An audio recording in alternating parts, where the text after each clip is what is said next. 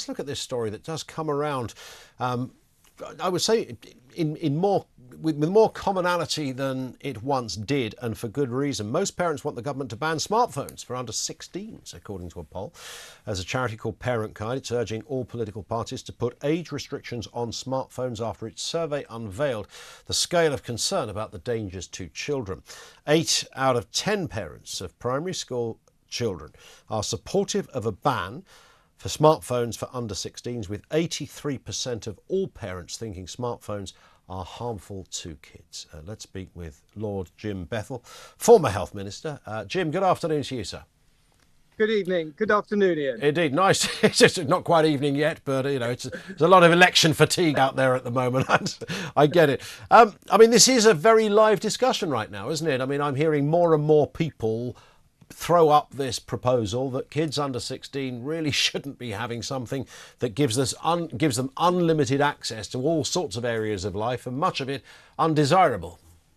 Well, I think in particular parents feel exasperated. They've been told that it's their fault their kids spend all this time on their phones, and they're beginning to realise that really it isn't their fault. They're not being given the tools to control the phones. The phones are very, very addictive. It's really tough to try and talk your kid out of using it the whole time. And there's huge social pressure. There's the algorithms and there's very addictive games to be played on them. So, yes, I think parents are tearing their hair out. They really are.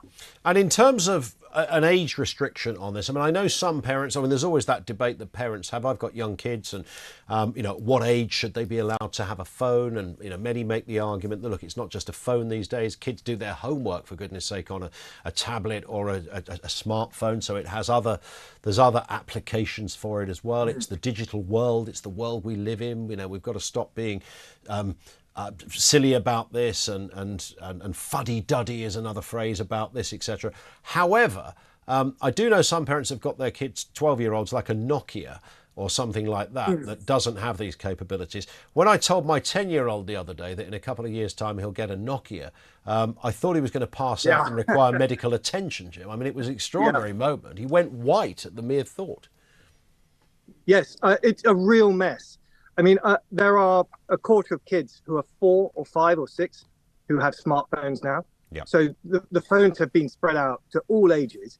And those phones have got horrible, violent pornography freely available on them. How on earth is that a good idea for your 10-year-old? Indeed. On the other hand, your 10-year-old is traveling on public transport or traveling on their own to school, and you want to know where they are and for them to be able to call you when they arrive. So for them to have a phone is a sensible idea, but having a phone that allows them to gamble or to be approached by a predator or to be trapped into algorithms is bad. And also the social media companies themselves, they have age bans. You're not meant to be under 13 and on Instagram or TikTok, but they willfully ignore it. I mean, they make no effort to implement them. None at all. It's an extraordinary, you've literally just got, are you over 16? You just have to answer yes and you're in, which is sort of almost a dictionary definition of ineptitude. And then the last problem, so we've got predators, we've got filthy content, and we've got the addictive algorithms. Yeah. There's also just the sheer quantity of time. If you look at the Ofcom numbers, kids are spending 6, 7, 8, 9, 10 hours a day. How is that possibly a good idea when our childhoods were spent outside, playing with one another, taking risks, and enjoying a proper social life? What are the chances of any government seriously, often we hear, and with respect to your former post as a minister, but, we often hear the line, well, we're working on that, or we'll look at it. And I'm sure it's said with good intention, but, many people would argue this is so urgent that it needs not just robust legislation, but very quick legislation. I think one area that people are really focused on is schools. At the moment, they have what's called a knapsack ban. A lot of schools say, oh, you're not allowed a phone in school. But frankly, it's not implemented. And the toilets are full of kids scrolling their TikToks and notifications are going off in the middle of the class. Whereas some schools are now instituting proper locker bans where phones are either put in a pouch or in a locker at the beginning. And they have much better education attainment, a much better mental health, much less bullying. So I think the phone-free school fight is the one which is really the focus. And parents are very hard over on this one. Yeah. The vast majority of parents are very, very keen to keep phones out of school. I mean, who could possibly think that kids should have a phone at school? It makes no sense at all. Of course, they might need the phone to get to school and to get home. That is understandable. Yeah. But within the confines of the school, surely not. So I think that's one where the government will be supportive. And if you can establish the principle that kids benefit from being away from their phones for the 6-8 hours of school time, well, that starts eroding the idea that kids should have phones in their pockets night and day. Indeed. Well, listen, we'll watch with interest. I'm sure we'll speak again on this. Jim, thank you for your time. Lord Jim Bethell, former Health Minister, on that issue. It is so serious, this. Unless you've got kids or have experienced what a phone can do to a kid, if for no other reason, the sheer amount of time they would be willing to spend on it, it is extraordinary. Everyone at some point has done the lazy parent thing where, you've got to cook, you've got to do something, you're on your own, you've got 2 kids, they can have their iPad or they can have and there are some great reasons that they can play that. There's nothing wrong with that. If you're playing Minecraft or, that kind of stuff as a kid, or, latterly games and stuff that are of a different age group, then, that's fine. Nobody is saying you completely have to withdraw all forms of entertainment. But the idea that your child away from the house has access to all of that is extraordinary. And it's so easy to get to. We took off, this is brilliant, isn't it? We took off this is a couple of years ago now, the YouTube app off an iPad. Thought, okay, because there's YouTube, but there's YouTube Kids. That's a whole different channel if you're not aware of. And that's mostly sort of cartoons and, oddly some crazy sort of videos of rich families in America doing wacky things dressed as Batman, which appeals to a certain age and the like.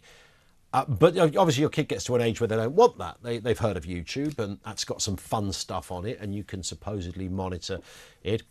But we took that app off, only to discover, like a couple of weeks later, and it was only when we overheard something. So he's on the iPad, meant to be, playing some silly kids game, and he's on YouTube. I said, well, we took the app off. How are you? He said, well, I just went through Safari. Oh yeah, never thought of that. Just Google it, and you're back on YouTube. You can't get out of it. You've got access to all of that, and of course, YouTube, despite the fact that in the time he's not allowed on it now as a result of all of that, but on the occasions when, because he gives it a good go, as every kid do, I've heard all manner of things come out of that where you run into the other room and go, what the heck what are you watching? And this is meant to be innocuous kind of crazy fun stuff, but within all of that there's some pretty unsavory language, some pretty horrendous references to things that is meant to be under the banner of vague entertainment, not for a 10-year-old. So policing that in itself, if they have access to the iPad, just for all the fun stuff, even then they can get to the rest of it. The idea that you want to give them that little unit on their own so they can go off and do whatever they want. There's nothing you can't see. You wouldn't have to go to a hardcore pornography site to get hardcore pornography. You could do it on social media and you would find it. You could probably Google something and find it in images. You'd certainly find something that got pretty close enough that a 10-year-old or 11, 12, 13 should not be looking at. It's just all there. Everything is readily available. And that's just the porn stuff. Then there's the gambling stuff. Then there's the other sort of sites and groups and news groups and other elements and blogs that are, full of conversational advice that you really don't want a kid join at that age. Why would stuff that you don't discover till you're about 22 in life, you can happily read about and get cross-reference to, or how the internet works. The whole thing is interconnected.